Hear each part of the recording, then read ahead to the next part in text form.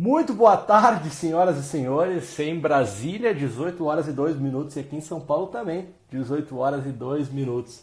Eu sou o Guilherme Alfi, um dos speakers aqui da Inexperiência, speaker exclusivo da Inexperiência, sou Relações Públicas e falo sobre redes de relacionamento.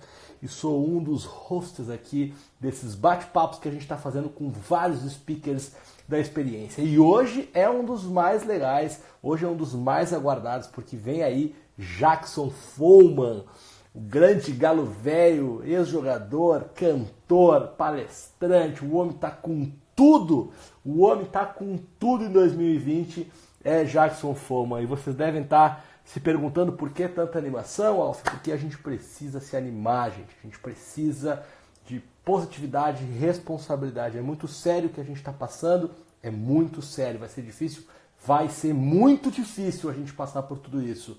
Mas a gente precisa ser forte, é o que eu tenho dito, sejamos fortes e inteligentes, com força e inteligência, cada um fazendo a sua parte dentro de casa, stay home, fiquem dentro de casa, isso é muito importante, os próximos dias são fundamentais e essa live aqui é para trazer um pouco de histórias incríveis do Follmann para vocês. Ele já está entrando aí, eu tenho certeza que vocês vão adorar bater um papo com ele. Eu já fiz várias vezes esse papo com o Follmann e sempre é muito legal, muito agradável. Tá aí o homem já tá por aí, deixa eu chamar ele aqui então. Alô, galo velho, vem comigo.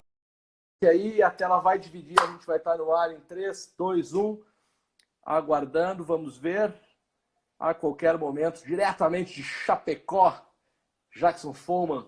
Para mim não está aparecendo ainda, gente. Está aparecendo para vocês aí, para mim não está. Acho que já está para todo mundo. Não estou vendo o Follmann ainda. Você sabe que essas coisas ao vivo, elas têm dessas, né? As coisas ao vivo, elas acontecem, esse tipo de coisa aqui. Tá por aí já, não, velho? Não está aparecendo para mim aqui a tela dividida. Se o pessoal puder me avisar no WhatsApp aqui o que está rolando, se tá ou não tá, porque aí, tá aí o homem. Cheguei! O mate velho não pode faltar, né? Chimarrãozinho, sempre chimarrãozinho na mão aqui. Mas que beleza! Tudo bem por aí? Tudo certo, meu irmão? Tudo certinho? Em casa, tranquilo, cuidando da família? Em casa, tranquilo, cuidando da família, da esposa, do filho, lavando uma louça, limpando uma casa. Te botaram no serviço do trabalho de vez aí agora. Me colocaram no serviço. Mas é bom, é gostoso. Tá participando, tá ajudando, isso não tem preço. Ainda mais tá junto das pessoas que a gente ama, né, Alf? Eu acho que isso aí Sim. é o principal disso tudo. A gente não queria que fosse assim, né, Follmann? Com certeza ninguém gostaria de ter essa oportunidade de ficar com a sua família tanto tempo nestas condições, né? A gente gostaria em outra condição. Mas já que estamos tendo que fazer isso, que a gente de fato se dedique aos nossos e cuide um dos outros, né? Isso é tão importante. Ah, exatamente, né? Como você citou, a gente não queria que fosse dessa maneira, né? Mas é uma oportunidade, digamos assim, para a gente também amar mais a nossa família, prestar atenção nas coisas simples. Eu acho que isso é o mais importante, né? A gente valorizar as coisas simples da vida, porque realmente é isso que faz a diferença. E é isso que fica, né, Alfie?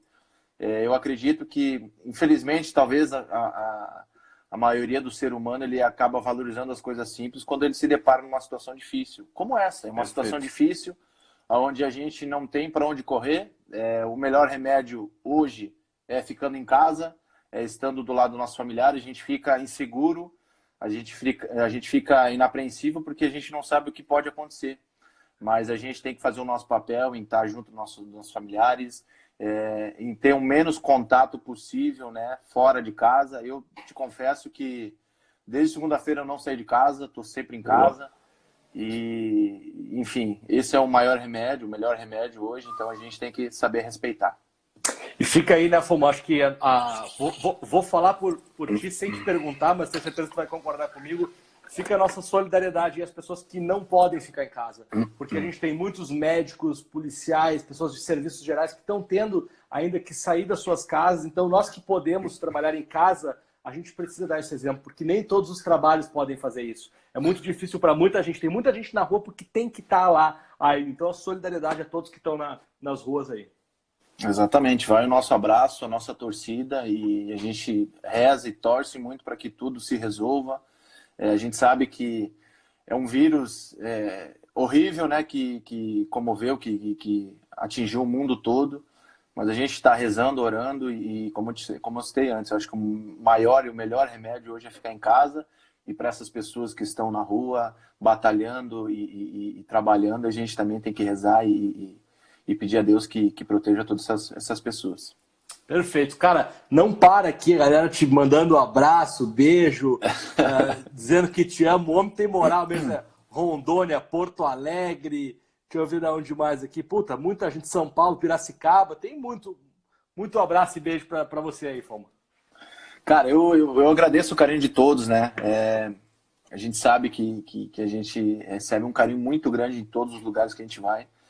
E poder retribuir pelo menos 1% e mandar beijo e retribuir um pouco esse carinho das pessoas não tem preço, né? Eu acredito que as orações, os pensamentos positivos das pessoas, o carinho que elas têm por mim, nas redes sociais, onde eu vou, isso me ajudou muito e eu tenho certeza que vai me ajudar até a eternidade eu seguir minha vida de cabeça erguida, sempre com um sorriso no rosto. Porque eu sei que ao redor tem pessoas que torcem e querem o meu bem. Perfeito. Cara, vamos começar o nosso bate-papo aqui. Então, isso vocês já devem ter visto aí, o Foman postou nas redes dele. O Foman tá vindo com uma novidade. O homem é jogador de futebol, o homem é cantor, o homem é palestrante, agora o homem vai para os palcos do teatro. Vamos. Mas eu queria voltar lá atrás da tua infância, cara. Você tinha 2 sonhos, né? Um era ser jogador de futebol e o outro era ser cantor, é isso? Exatamente, Alf. Eu tinha 2 sonhos. Sonhava e sonho até hoje, né, como qualquer um ser humano, qualquer criança.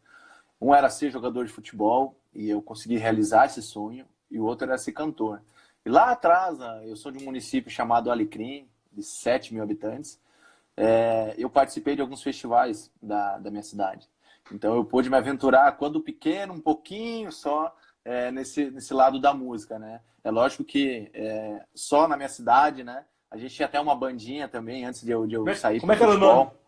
O nome da banda, para vocês terem uma ideia, era um grupo gaúcho, que tocava música gaúcha, mas o nome da banda era Boca Livre. Não tinha nada Boca Livre.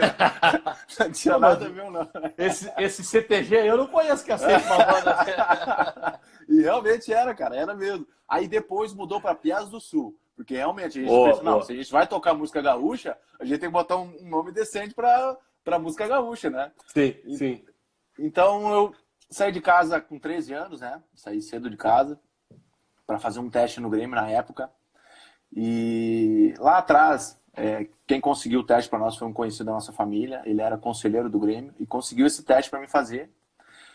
E, cara, eu te confesso assim que eu fui, mas se não fosse dar certo, assim, eu tava tranquilo, porque eu ia voltar para casa e ia em busca do meu outro sonho. Porque Sim. a música e o futebol sempre me acompanhou e sempre me fez bem. Cara, eu nunca tinha ido para uma capital, para uma cidade grande. E a minha primeira vez que eu fui foi longe dos meus pais, longe dos meus amigos. Mas sabendo que o que era o mais importante naquele momento, para mim, era o meu sonho, né? Eu estava indo em busca do meu sonho, eu almejei isso e fiquei 1 ano e meio no Grêmio, eu acabei passando no teste. Na época era no Cristal. Na Escolinha do Cristal, isso, na Zona Sul. na Escolinha do Cristal. Então, cara, eu cheguei lá, tinha umas 400 crianças, jovens. E aí eu fiquei pensando, meu Deus do céu, como é que eu vou... O que eu vou ter que fazer para passar um teste? Eu sou goleiro, cara, como é que a bola vai vir? Então, eu fiquei pensando assim, cara, eu preciso pegar 2 zagueiros ruins, 2 zagueiros caneludos, porque daí a bola vai vir e eu vou poder talvez mostrar um pouco do meu potencial naquele momento, né? E, cara, deu tudo certo, eu peguei uma zaga horrível, uns jogadores muito ruins na defesa, e eu acabei me destacando em algumas defesas, fazendo algumas intervenções. E aí eu lembro que o pessoal da organização lá me chamou e falou, a gente gostou do que viu hoje, das tuas atuações, e a gente quer que você se apresente no Estádio Olímpico para compor as categorias de base do Grêmio. Cara, aquilo lá foi uma situação assim que... legal. Isso com 13 anos, você falou, né? Isso com 13 anos, com 13 anos. E aí, cara, eu lembro que eu liguei para meus pais, feliz da vida, chorando, dizendo que eu passei no teste, que eu ia compor a equipe de base do Grêmio. Então, cara, foi uma alegria muito grande, mas ao mesmo tempo eu sabia das minhas responsabilidades, né? Porque eu estava longe dos meus familiares, eu estava longe dos meus amigos, eu abri mão do conforto de casa. Então, eu tinha em mente que eu precisava fazer sempre um algo a mais, que nada ia cair do céu para mim. Me peguei várias noites chorando nas cadeiras do Olímpico, porque os alojamentos na época eram embaixo Embaixo da arquibancada. Isso, nas arquibancadas. Cara, eu subia toda noite, chorava de saudade dos meus familiares, saudade dos meus amigos. Mas eu te confesso que tudo valeu a pena. Eu faria tudo de novo porque eu cresci muito como homem, eu cresci muito como profissional. Eu soube valorizar as coisas da vida, eu soube valorizar as oportunidades. Então, assim, são lembranças, é uma história que eu tenho guardado no meu coração, na minha memória, e que eu tenho muito orgulho de estar contando para as pessoas. Nos meus talk shows, nas minhas palestras, eu conto bastante sobre a minha trajetória, né? Sobre as minhas oportunidades. E eu saí cedo de casa, numa cidade pequena, e fui pro Grêmio, fiquei esse 1 ano e meio no Grêmio. Cresci também como goleiro, fui aprendendo bastante nas categorias de base, aonde nesse quase 1 ano e meio praticamente, né? Que eu fiquei lá. E aí acabou meu contrato, eu fui pro Juventude, aonde eu, em 2010, tem o campeonato da Copa São Paulo, que é um campeonato bem famoso de juniores do Brasil, onde a gente se destacou, a gente ficou em terceiro colocado dentro de 90. Com o Juventude, isso. Com o Juventude daí já, com 92 equipes, mais ou menos. E aí eu tive alguns destaques, peguei alguns pênaltis importantes. E quando a gente encerrou a nossa participação da Copa São Paulo, quando eu retornei para Caxias, que eram nossas férias, eu recebi a notícia do supervisor que eu ia compor o elenco profissional para a pré-temporada de 2010. Cara, foi uma alegria muito grande, porque era tudo que eu queria, né, Alf? Eu estava começando a dar os meus primeiros passos como atleta profissional, como um jogador profissional, mas acima de tudo, sempre em mente uma responsabilidade muito grande, né? Em poder dar o meu melhor sempre nos treinamentos. Eu sabia que não ia ser fácil, eu não ia chegar no profissional, eu iria já ter a minha oportunidade para jogar, mas eu teria que estar preparado, né? Então eu me preparei bastante em 2010. Eu lembro que eu treinava de segunda a sexta-feira no profissional. No sábado eu descia para os juniores, fazia um apronto para o jogo no domingo. Então assim era a minha semana, né? Até que na metade do ano de 2010 teve a Copa BH também, que é um campeonato super importante dos juniores. E a gente também acabou ficando em terceiro colocado, tive alguns destaques. E no meio da competição eu recebi uma notícia que eu te confesso que eu nem tinha em mente, eu nem esperava, que foi a convocação para a Seleção Brasileira Sub-20, né? Na época era para o Mundial Sub-20. E foi mais uma alegria grande e enorme que eu tive, uma oportunidade muito boa, porque ali estava sendo reconhecido um pouco o meu trabalho, né? Eu ia defender o meu país. Então isso não tinha preço naquele momento. Sim. E eu lembro que eu cheguei na Granja Comari, tinha vários atletas de Série A, praticamente todos os atletas de Série A, e eu era o único atleta que meu time estava disputando naquele momento a Série C do brasileiro, né? Então era mais um momento para eu comemorar e mais um momento para eu saber que eu estava ali por méritos meus e que eu teria que dar o meu máximo, né? Então 2010 foi assim. 2011 eu acabei indo jogos no banco, né, do Juventude, e aí em 2012 eu tive minha primeira oportunidade, né, no profissional. Então eu joguei Campeonato Brasileiro, eu joguei Copa do Brasil, eu joguei Gauchão o ano todo, onde no final de 2012 o Grêmio veio e nos comprou aquele pacote que é o Alex Telles, o Ramiro, eu e o Bressan. E aí acabei retornando para o Grêmio numa situação diferente, né? Uma situação melhor, indo para o profissional. E o interessante dessa história também é que eu pude trabalhar com o meu maior ídolo dentro do futebol, que é o Dida, né? O grande Nelson. Nelson, ele não tem cara de Nelson. Ele tem cara de Dida mesmo. Exatamente. Então, cara, eu pude trabalhar com o Dida o ano de 2013 e 2014 eu trabalhei com ele. Então, assim, veio um filme na minha cabeça, passou um filme enorme na minha cabeça, Alf, porque lá atrás, Quando eu chegava da escola, lá no município de Alecrim, onde eu nasci, onde me criei, eu deixava a minha mochila e ia jogar futebol com meu pai, no gramado da minha casa.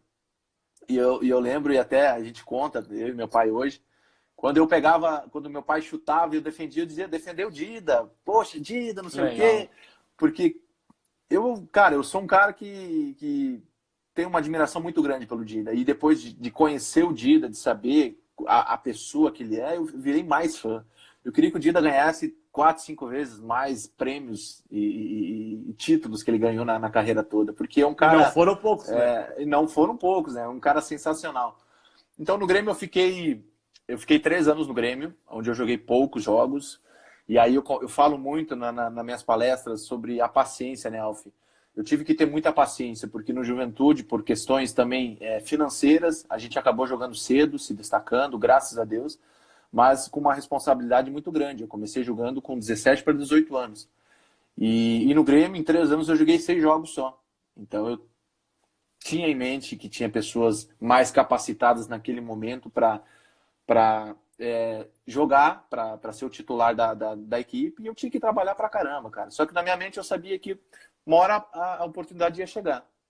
E continuei trabalhando. Joguei, em 3 anos, joguei só 6 jogos pelo Grêmio.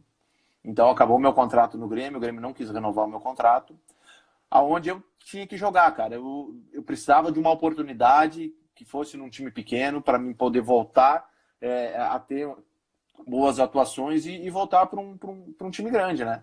Aonde recebi o convite da URT de Patos de Minas. É um time do interior de Minas.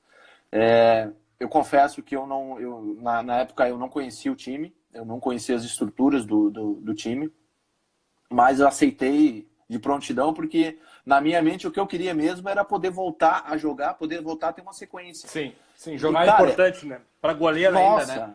Demais. E aí o goleiro, todos sabem que o goleiro ele começa jogando mais tarde, né? Com uma idade um pouco, não vou dizer uma idade velha, né, cara, mas uma idade legal, digamos assim, bem experiente, né? Então eu queria, poxa, ter sequência, né? E voltar a ter uma sequência de jogos. Cara, te confesso que foi a melhor decisão que eu tomei em toda a minha carreira, porque lá na URT eu joguei, fui o capitão da equipe, tive vários jogos que fui destaque contra times grandes, e a gente foi campeão do interior. E aí no final do campeonato, fiquei 2 para 3 meses lá, que era só o Campeonato Mineiro, eu recebi alguns convites de equipes grandes, e aqui eu vou citar 2, que foi o América Mineiro, de Minas, e a Chapecoense. E na época eu queria ficar em Minas, cara. Te confesso que eu queria ficar em Minas, porque eu estava criando um nome lá no estado de Minas. Sim. Então eu queria ficar em Minas. Só que a Chapecoense veio com mais tempo de contrato. A Chape, como a gente tem muitos amigos, atletas, jogadores, e a gente troca muita ideia, né, de clubes, como é aquele clube, a organização. E as pessoas sempre me deram boas referências, sempre falaram coisas boas da Chape, né? E aí era para ter sido assim, né? Era para ter escolhido a Chape, eu escolhi a Chapecoense, vim para a Chape com uma gana de poder mostrar o meu trabalho. Eu cheguei em Chapecó, na Chapecoense, fui recebido por 2 grandes caras, grandes ídolos, que era o Nivaldo, que subiu todas as divisões como goleiro pela Chapecoense, desde a Série D até a Série A. E o outro que é o nosso saudoso Danilo, né? Me recebeu super bem, um cara que também tinha vindo de um time pequeno, um time menor, e estava construindo seu nome, poxa, vários clubes atrás dele. E na época eu cheguei como 3º goleiro. Então era mais um motivo para eu trabalhar, ralar bastante, para poder subindo de posição, claro que sempre respeitando, respeitando a hierarquia, enfim. Mas deu poucos dias assim, eu já pulei para 2º goleiro, e ali o que me motivava bastante era estar treinando do lado do Danilo e do Nivaldo, porque o Nivaldo tinha 41 anos. E ele treinava como se fosse um cara de 25. E, poxa, tinha um nome legal dentro do clube, as pessoas respeitavam. E o Danilo que dispensa comentários, né? Tudo que todos os jogos que jogava, sempre fazia 3, 4 milagres. Vários clubes estavam atrás dele. Então, a minha curta passagem como jogador na Chape, né, eu fiquei 7 meses, foi essa, né? Eu acabei estreando também na Copa Sul-Americana, no primeiro jogo, foi minha estreia pela Chapecoense, um jogo que foi também meu último jogo como atleta profissional. E é um jogo que, apesar de que a gente perdeu, é um jogo que eu guardo no meu coração, né? Eu guardo na minha memória e tenho muito, muito orgulho de contar um pouco essa minha curta carreira, minha carreira de 12 anos, que são lembranças ótimas, são momentos grandiosos, onde eu fiz muitas amizades, onde eu conheci pessoas incríveis. E, cara, guardo no fundo do meu coração e, como eu te citei, eu tenho um maior orgulho em poder contar um pouco dessa minha história como atleta para todos. Cara, e aí você tem essa história que, pô, que legal a gente tá podendo contar ela aqui nessa live, desde lá do Grêmio, essas passagens todas. Acontece um episódio na sua vida que com certeza vai marcar, né, para sempre, que é o acidente. E aí você retoma a sua vida depois, né? Tanto você, o Neto, o Alan, são os jogadores, mas os outros sobreviventes também, de alguma forma, foram retomando a sua vida. Eu queria que você falasse um pouquinho, quando que foi o momento que você viu, assim, que precisava recomeçar e precisava ser forte? Porque, cara, é muito difícil passar pelo que você passou e hoje está aqui falando também, se reinventando. Quando que foi esse momento que você falou, eu preciso ser forte? Cara, no momento que eu acordo, eu fiquei 4 dias em coma, né? No momento que eu acordo do coma na Colômbia, eu sempre conto que a imagem mais linda que eu vejo é meu pai, minha mãe e minha esposa do meu lado, né? Sorrindo, mesmo que por dentro eles estavam super machucados, super tristes, né? Por tudo que aconteceu naquela noite. E quando eu acordo do coma, que eu fico alguns minutos, algumas horas ali no quarto, conversando um pouquinho com meus familiares, um pouquinho que eu conseguia falar. Chegou o psicólogo do hospital e falou que o avião tinha caído, vários amigos tinham perdido suas vidas e só 5 amigos tinham sobrevivido. E que eu tinha perdido minha perna, que eu não poderia mais jogar futebol. E realmente, ele falou nessas palavras, ele foi muito direto. Aí eu já não sei se era essa a intenção. decisão, exatamente, se era proposital, né, a maneira que ele me deu a notícia, mas naquele momento eu falei assim, cara, eu prefiro minha vida do que minha perna. Lógico que eu não tinha em mente o que realmente tinha acontecido, eu tinha alguns flashes e algumas coisas e a minha cabeça estava muito confusa. E eu também nunca quis falar sobre isso, sabe, nos dias que eu estive internado, principalmente na Colômbia. Com o passar dos dias, eu fui perguntando algumas coisas para os médicos e para os meus familiares, mas nunca eles vieram falar algo para mim. Então, cara, naquele momento que eu falo isso, que eu começo a ficar pensativo, que eu falei, cara, meu Deus, o que aconteceu? Tipo assim, meu Deus, eu perdi minha perna, cara, como é que tá? Como eu não me via, Sim. Eu sempre achava que eu estava bem. Eu tive 13 fraturas pelo meu corpo, mas, cara, na minha cabeça eu estava bem, na minha cabeça, porque os médicos chegavam até, principalmente os médicos brasileiros, chegavam até o meu quarto para me examinar, para me visitar, e sempre me davam uma palavra de conforto, coisas positivas, os meus familiares, só coisas positivas. Então ali, cara, isso me ajudou muito a ter a mente muito para frente, sabe? E realmente, vou te falar assim, que eu fui ver o que tudo aconteceu, tamanha proporção de tudo. Nos últimos dias da Colômbia, quando eu estava retornando para o Brasil, porque eu tive que fazer uma cirurgia no Brasil, que é da cervical, né? Eu tenho um parafuso na C1 e na C2 da cervical, que foi a minha lesão mais grave que eu tive, que estava a 3 centímetros da medula. E, por incrível que pareça, era a lesão que eu menos sentia dor. Era uma lesão onde eu via a preocupação dos médicos quando iam me visitar, mas eu não... Poxa, mas eu ficava na minha cabeça, cara, eu tô cheio de dor assim, pro meu corpo, mesmo eu não vendo o meu corpo, o que aconteceu. Eu tenho uma leve dorzinha no meu pescoço e eu tô vendo a preocupação enorme deles. Aí, depois de tudo que aconteceu, depois da alta, que os médicos me explicavam, né, Foma, A nossa preocupação naquele momento era porque na Colômbia não tinha equipamento suficiente para fazer uma cirurgia que teria que ser feita na tua cervical, né? Lá na Colômbia, se eu fosse operar lá, eu teria que fazer por trás. E se eu faço essa cirurgia por trás, eu perco esse movimento de rotação pro resto da minha vida. Aí depois que eu fui entender. Sim. Aí fui pro Brasil, fiz a cirurgia, tudo tranquilo. Graças a Deus deu tudo certo. E foi no Brasil, quando eu fui fazer minha primeira fisioterapia. Deixa eu perguntar só uma coisa. Claro. Eu ouvi, não sei se é verdade, que você queria vir de ônibus da Colômbia. Você não queria entrar no avião, por motivos óbvios. Exatamente.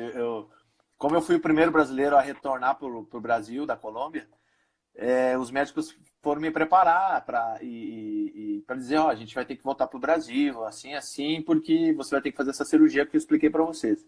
E eu falei, não tem problema, vocês já compraram a passagem de ônibus? Aí eles ficaram, não, Foma, fica tranquilo, porque tu vai numa UTI móvel. Eu falei, cara, não interessa, eu não vou botar os pés no avião, mas de jeito nenhum. E foi, cara, até que entrou minha esposa, entrou meu pai, minha mãe, foram me convencendo, ficaram ali horas e horas para me convencer, até que conseguiram, eu não sei como, eu te confesso, não sei como, mas me convenceram para me voltar. Convencendo. Mas eu tenho certeza que eu fui dopado de remédio até chegar no Brasil, porque eu não fui tranquilo assim, não.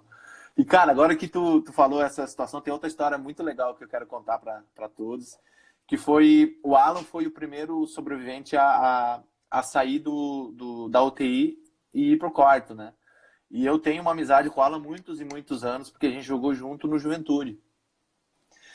E quando eu acordo do coma, depois que eu falei com os médicos e tudo, até a notícia que eu tive do Alan foi que o Alan não iria voltar a andar, porque o Alan tinha uma fratura muito grande na coluna, Sim. né? E o Alan tem hoje 9 parafusos na coluna, né? Então, e aí ele foi me visitar. Eu sempre tenho uma foto que eu mostro muito nas minhas palestras, meus talk show, dessa visita que o Alan fez para mim. Eu lembro que ele chegou, o médico botou ele de cadeira de roda e ficou na minha frente, assim. E ele tava com uma máscara, com um curativo no nariz. E os médicos já tinham me contado, mais ou menos, o que tinha acontecido com o Alan, né? E aí eu tava carequinha, só com chumacinho de cabelo, tinha um corte profundo, assim, tinha 42 pontos na minha cabeça, né? E eu tava feinho, né, cara? Só pena e bico, magrinho. E aí o Alan chegou em mim, assim, olhou pra mim, assim, lembro como se fosse hoje, a primeira palavra que ele falou assim, ele olhou pra mim assim, mas tu tá feio, hein, Foma? E aí eu olhei pra ele assim, cara, olha tu. Tipo, olha tu veio com essa máscara. E ele veio de máscara porque ele perdeu 9 dentes na boca. Só que ele achou que eu não sabia. Só que os médicos já tinham me contado. Já tinham te dito. Aí eu falei assim, feio tá tu com essa máscara aí, sem 9 dentes na boca. Então é legal contar essa história hoje, Alf, porque naquele momento onde a gente estava lutando pela nossa vida, né? Mesmo assim a gente estava levando a situação leve, assim, né? Tirando sarro um com o outro, muito na inocência, né? Mas, cara, são histórias assim que não tem como a gente não contar, né? Porque Sim. faz parte, né? E a história é muito longa. Você sabe que a história é muito longa. Não, e é muito legal ver você hoje podendo falar disso de uma maneira, com certeza você ainda tem as suas dores, né? Físicas e não físicas, mas está podendo contar isso, está podendo dividir, é incrível. E esse seu projeto que eu vou pedir para você falar daqui a pouquinho do teatro aí, vai para o final, vai poder contar um pouco mais. Deixa eu dizer duas coisas para vocês que estão aí na live, gente, assistindo aqui o Meu Papo com o Foma. Vocês podem mandar perguntas aqui embaixo, tem um ponto de interrogação, manda as perguntas ali que o Foma vai responder no final. E também, quem quer ver Foma cantando ao vivo, vocês acham que a televisão, ela inventa as coisas? Vocês vão ver o Galo Velho cantando ao vivo na live. Sem, né? Os caras acham que estava dublando na Globo, nós vamos meter ao vivão hoje aqui. Não é nem o Abrastemp, né? Mas dá pro gato. Mas se viramos. Se viramos, despacito. Cara, deixa eu trazer uma pergunta que alguém mandou aqui, eu só não vou conseguir voltar para saber quem foi. Perguntaram, e acho que isso é um negócio legal de falar também, a sua adaptação à prótese. Como foi a sua adaptação à prótese na perna? Cara, foi bastante difícil, não pela minha prótese, sim pela minha lesão no meu tornozelo esquerdo. Eu era para ter amputado o meu tornozelo esquerdo. Eu tenho 20% hoje só dos movimentos, eu tenho uma haste de 26 centímetros, eu tenho 4 parafusos e eu enxertei pele da coxa para colocar no meu tornozelo. Então, quando eu cheguei em São Paulo para fazer minha reabilitação, eu lembro que o Dr. José André, lá na IPO, chegou e falou para mim, Foma, a tua reabilitação é super tranquila, tá? Mas o nosso problema maior é o teu tornozelo esquerdo, porque eu não conseguia colocar peso nele. Eu não conseguia colocar nada que fosse... Poxa, ele ficava preto, doía, eu não conseguia, enfim. E aí a gente começou a quebrar a cabeça. Poxa, o que a gente vai colocar no tornozelo esquerdo para conseguir colocar prótese, para eu começar a ficar em pé, para começar a tentar dar os primeiros passos. Porque na minha cabeça, Alf, cara, eu não sabia como era uma prótese, como era uma reabilitação. Então eu achava que era, poxa, eu vou chegar lá, vou botar e vou embora. Tranquilo, tô caminhando de boa. Sai andando. Cara, não tem nada a ver. É totalmente diferente. Você tem que reaprender a caminhar. Você tem que... Eu perdi 21 quilos, então eu estava muito magro. Eu perdi muita massa muscular. Eu tinha muita dor. Então, a principal preocupação sempre foi o tornozelo esquerdo. Então, a gente começou com uma bota, aquelas botas longas que as pessoas usam até quando quebra o pé, o tornozelo, enfim. Uhum. Eu tive que usar aquela bota por alguns dias para poder colocar minha prótese, para poder dar os primeiros passos. E ali eu fiquei... Quando eu retornei para Chapecó a primeira vez, eu fiquei em São Paulo uns 10 dias, e aí quando eu retornei para Chapecó, eu tinha em mente, desde o começo, desde o primeiro dia que eu cheguei em São Paulo, eu até falei pro doutor, eu não sei como é uma reabilitação, eu não sei se eu vou sentir dor, e se for por causa de dor, eu não me importo, porque eu acredito que eu senti muitas dores fortes. E aí foi que ele me falou, Foma, você vai voltar caminhando para Chapecó, dentro das suas condições, nesse momento, mas vai voltar.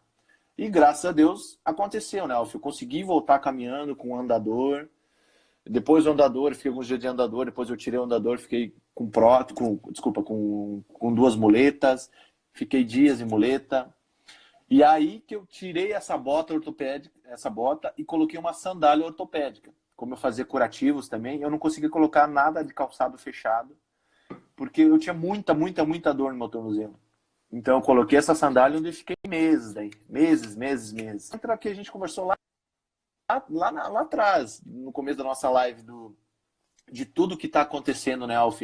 De você valorizar as coisas simples, né?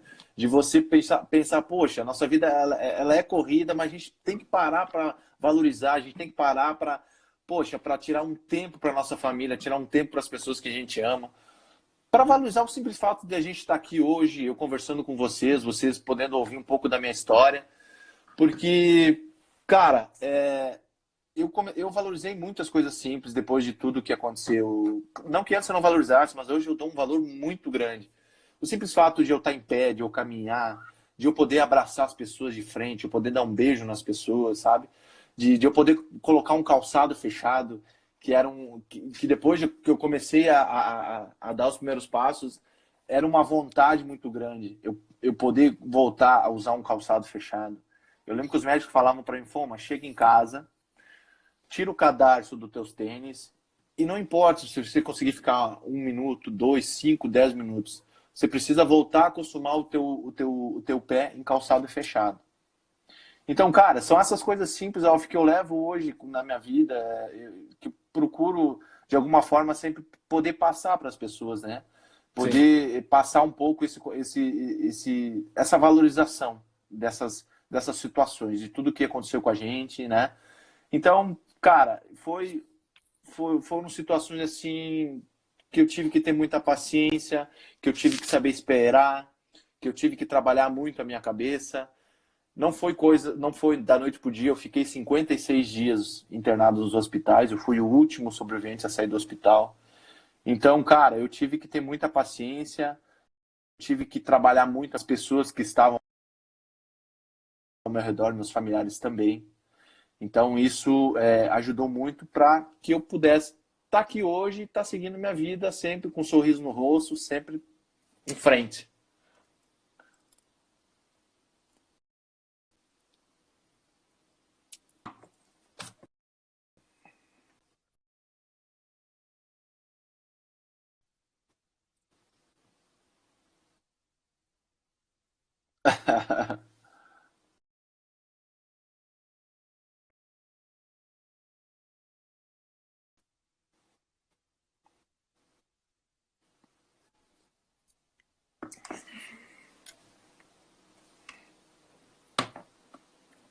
Voltamos? Desculpa, deu uma travadinha aí. Não, eu Voltamos. falei de alguma. Voltamos, vamos lá. Então, o pessoal tem pessoal do Brasil inteiro mandando. E aí, ó, Milão, Paraguai, Buenos Aires, Portugal e Colômbia. E a Colômbia, esse povo colombiano deve ter um lugar especial no teu coração, né? Nossa, com certeza. Eu tenho muitos seguidores da Colômbia, né? E eu troco ideia com vários. Eu fiz várias amizades assim com pessoas da Colômbia. Meus familiares fizeram várias amizades, né? Os médicos daqui também. Então, assim, o povo colombiano ele é especial pra gente. Não tem como ser diferente, porque ele nos abraçou como se a gente fosse irmãos, como se a gente fosse filhos, né? E, cara, eu te confesso que antes do acidente eu tinha uma visão totalmente diferente da Colômbia. Porque a gente ouvia muito essas coisas de guerra, essas coisas. O próprio negócio do Pablo Escobar lá. Então a gente tinha uma visão meio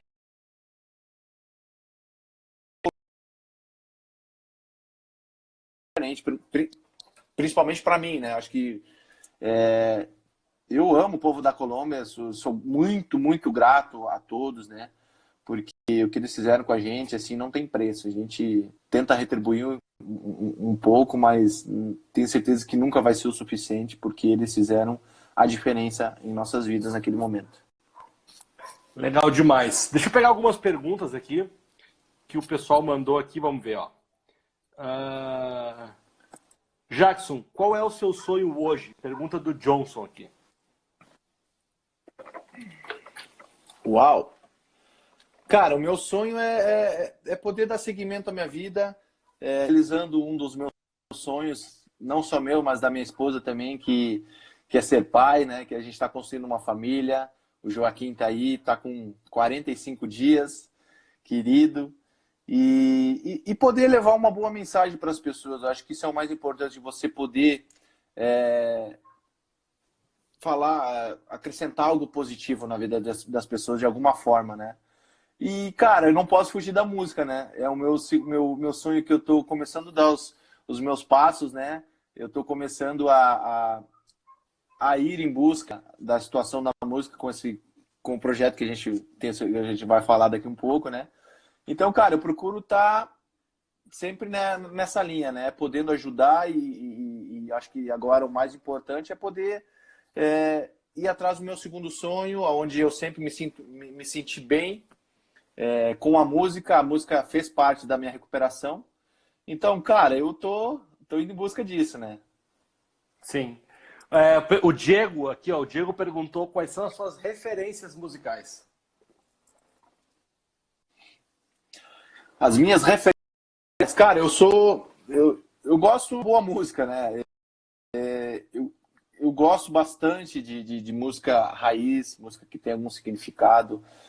Cara, Almir Sater, Guilherme Santiago, Bruno e Marrone, Milionários José Rico, deixa eu ver o que mais, cara. Cara, são vários, assim, vários artistas, assim, que eu gosto de ouvir, que eu me identifico. Não tem, assim, um, dois, três, são inúmeros. Mas, eu acho que, acima de tudo, eu gosto de uma boa música, né? E eu volto a frisar, eu gosto de uma música raiz, porque as músicas raízes, assim, as músicas sertanejas, assim, antigas, elas têm um significado muito legal, né? E eu procuro levar sempre, né? Eu procuro escutar bastante e levar para minha vida. Legal. Vamos ver mais uma aqui, depois prepara a viola aí. Cadê? Vamos ver aqui, ó. Ó, a pergunta da Carol aqui, ó. Foman, como está sendo a experiência da paternidade? Fala mais sobre o Joaquim. Cara, tá sendo... Nossa! Essa eu vou anotar porque eu vou ser Daqui 2 meses sou eu, para aí. Daqui 2 meses é o Alf, hein? Cara, assim, ó, esses dias que eu tô ficando mais em casa, assim, que a vida da gente é bastante corrida, viajo bastante pra palestras, estou sempre no clube ali também.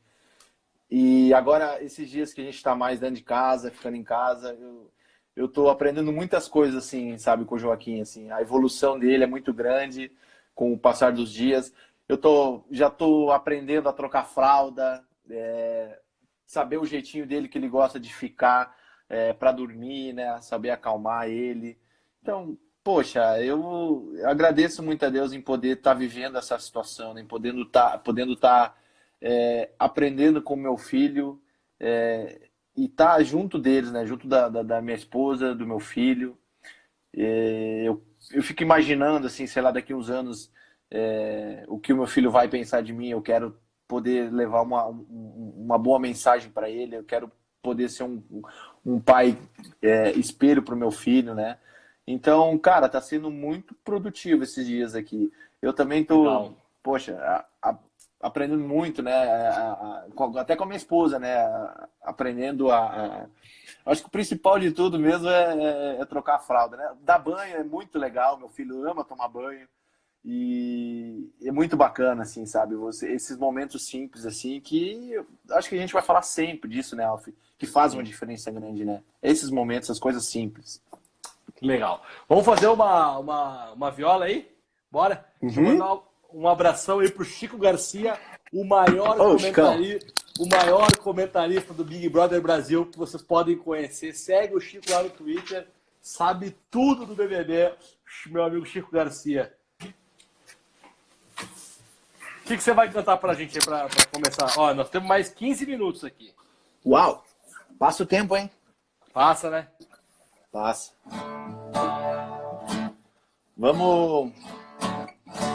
Eu vou cantar, então, a primeira música que eu cantei no Popstar, Alf, que é uma música muito importante, assim, pra mim, porque eu me identifico muito com a letra, sabe? Eu me identifico muito com essa música, que é Tente Outra Vez. Que foi uma música muito especial, porque estava muito ansioso em poder subir ao palco na minha primeira apresentação e graças a Deus deu tudo certo. Então vamos lá. Veja, não diga que a canção está perdida. Tenha fé em Deus, tenha fé na vida. Tente outra vez, beba, pois a água viva ainda está na fonte. Você tem 2 pés para cruzar a ponte. Nada acabou.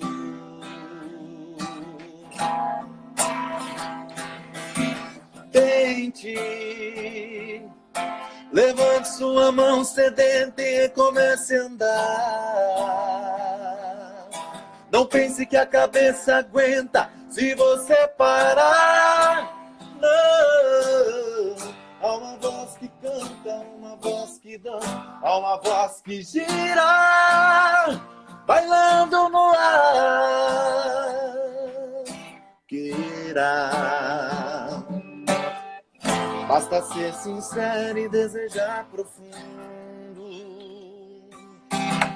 Você será capaz de sacudir o mundo. Tente outra vez,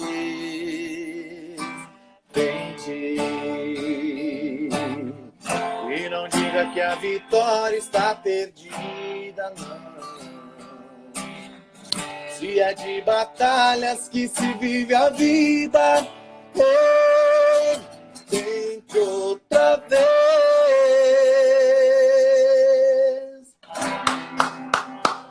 Coloquem palmas aqui, coloquem palmas aqui. Muitas palminhas. Muitas palminhas, muitas palminhas. Muito bem, gente, muito bem, coloquem palmas aí.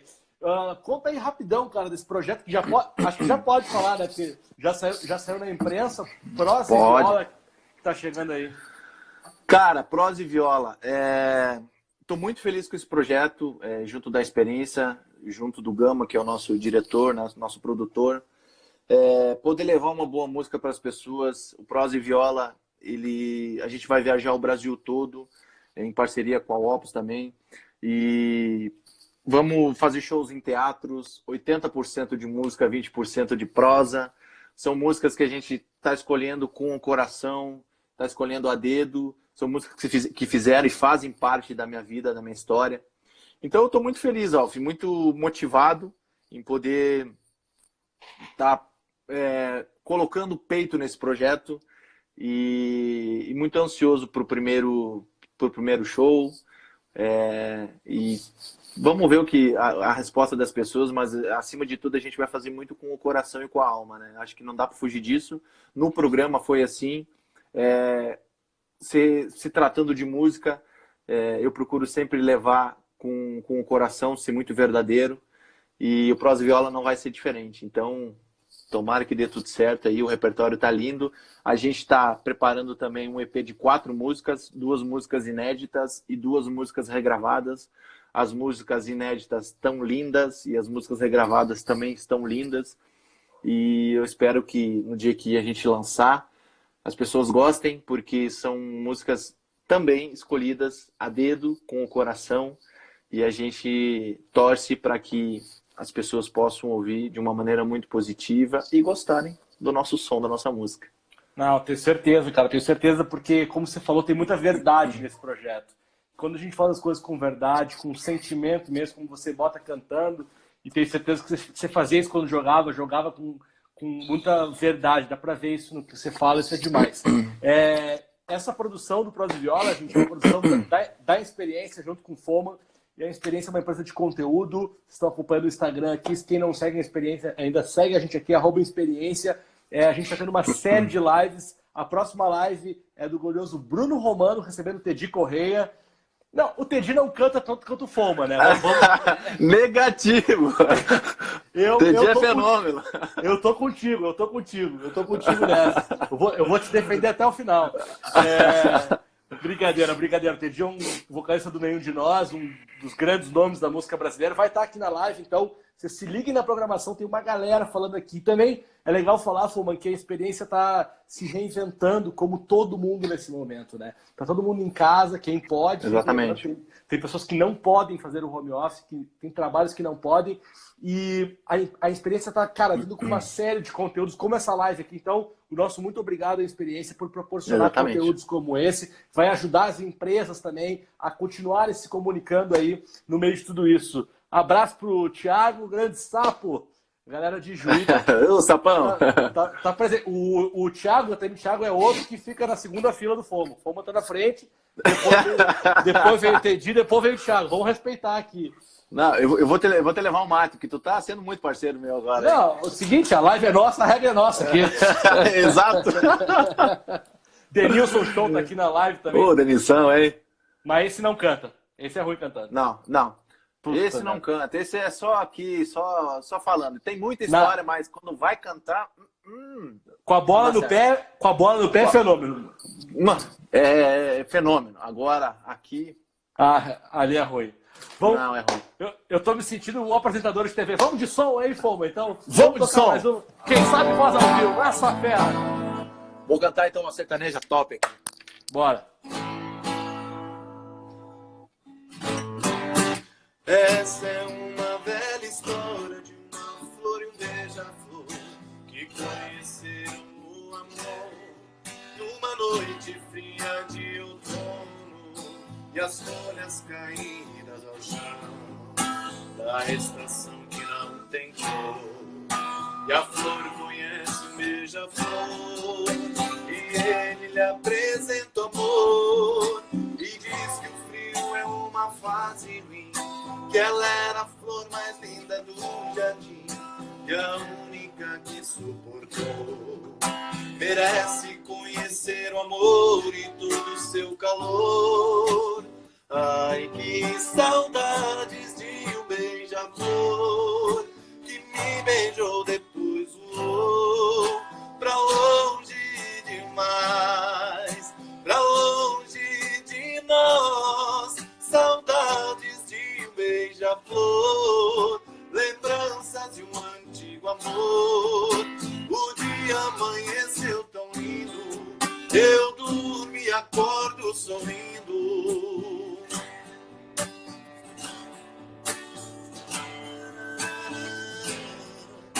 O dia amanheceu tão lindo, eu durmo e acordo sorrindo. Palminha, gente, palminha aí embaixo, por favor, palminha aí embaixo. E quando eu fizer a mãozinha assim, vocês vão colocando a mãozinha aí também junto comigo, entendeu? Quando eu fizer assim, vocês colocam a mãozinha assim, depois é a palma. Como, antes da gente tocar mais uma, cara, deixa eu te perguntar uma coisa. Você ficou muito tempo em casa se recuperando de um acidente aéreo, de uma tragédia incrível, muito difícil tudo isso. Hoje, a gente está tendo que ficar em casa, muitas pessoas com saúde, muitas pessoas tendo que ficar em casa só para se preservar e preservar os outros, né? Então, mas estão em casa com saúde, estão podendo trabalhar, muitas delas são assim. Quais são as tuas dicas, cara, de quem já esteve em casa numa outra situação, mas para quem está em casa, para a gente passar por esse momento agora?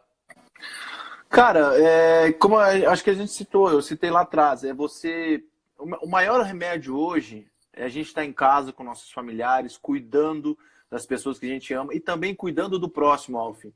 Eu acho que essa situação, as pessoas às vezes não estão dando a devida importância e a gravidade da situação. De querer achar que dá para sair, que dá para ir no mercado, que dá para ter contato com as pessoas. Pessoal, não dá para ter contato com ninguém. Cara, aqui dentro de casa, eu pego o meu filho, eu dou um abraço na minha esposa, alguma coisa assim, eu já vou lavar a mão, já peço para lavar a mão, álcool gel. Cara, porque... E olha que eu tô... Vai fazer 8 dias que eu tô só dentro de casa, que eu não saí para nada. Então, cara, é ter consciência. Esse vírus é um vírus muito agressivo e é um vírus silencioso, digamos assim, também, né, Alf? Porque a gente está vendo alguns noticiários da TV que o vírus, às vezes as pessoas estão contaminadas e não sabem, né? E aí acabam, poxa, principalmente essas pessoas que acham que podem ter contato com as outras pessoas, acabam tendo contato talvez com pessoas mais idosas, e ali é fatalidade, ali é um erro muito grave, porque as pessoas idosas que estão tendo, está sendo muito, muito grotesco, está sendo muito grave a situação dos idosos, né, das pessoas mais velhas, mas a gente tem que estar ciente de que a gente precisa se cuidar muito também. Não é só, tipo assim, se preocupar em não passar para os idosos.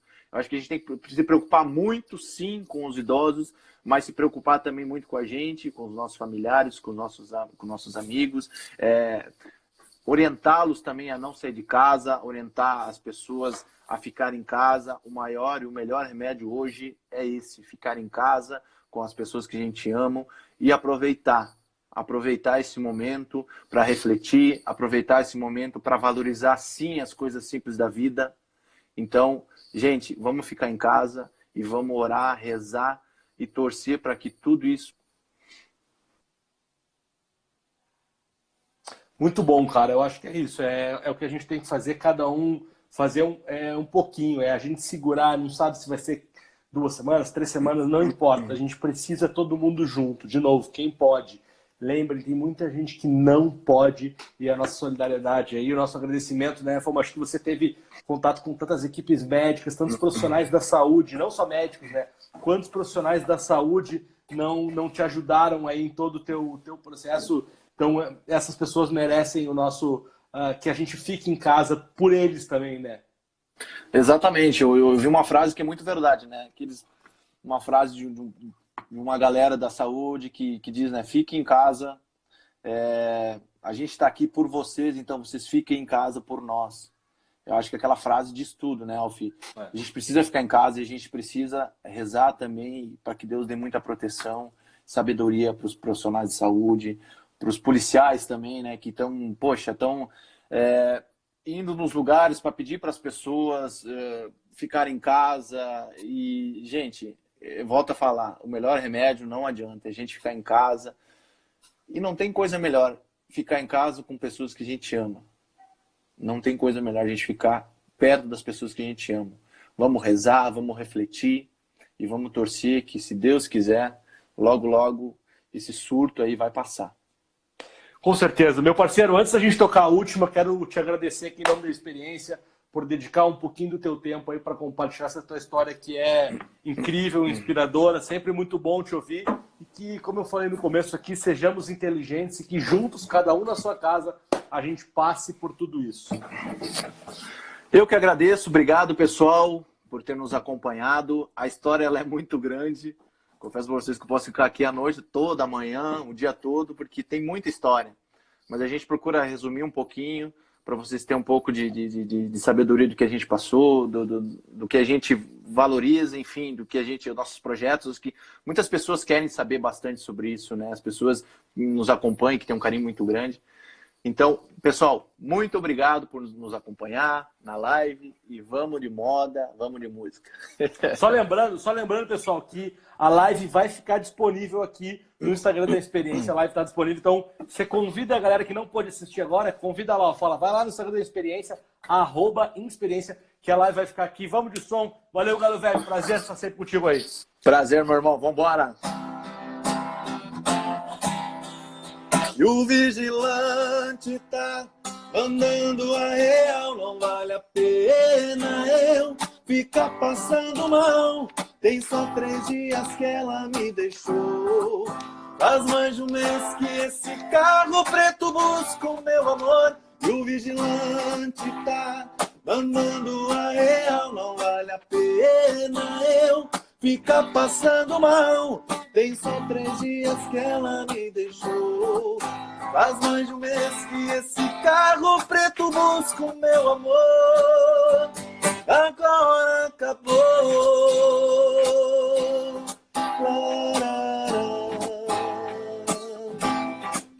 Faz mais de um mês que esse carro preto busca o meu amor. Agora acabou. E olha eu aqui.